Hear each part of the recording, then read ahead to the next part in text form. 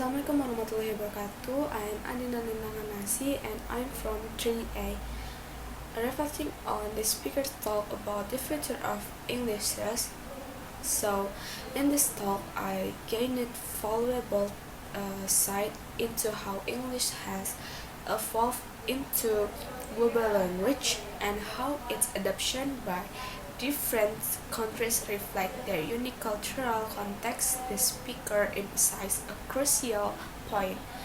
English is not a singular, fixed language, but rather a dynamic plural entity that transforms as it spread across the world. He introduced the term Englishes to describe the various forms English has taken in different regions. One of the key takeaways in how quickly a new variety of English can emerge once a community adopts the language.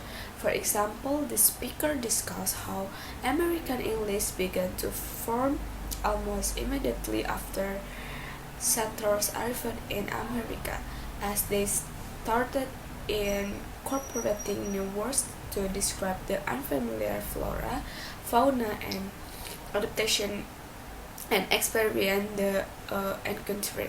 This process of adaptation continues today as countries like South Africa, Serbia, and others integrate local influences into their English usage.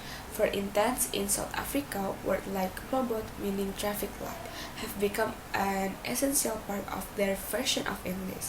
The speaker's personal anecdote about being confused by the term robot when he visited South Africa highlighted the richness and complexity of English as it intersects with local cultures. The speaker also touched on the idea that English, wherever it is spoken, often incorporates terms from indigenous language.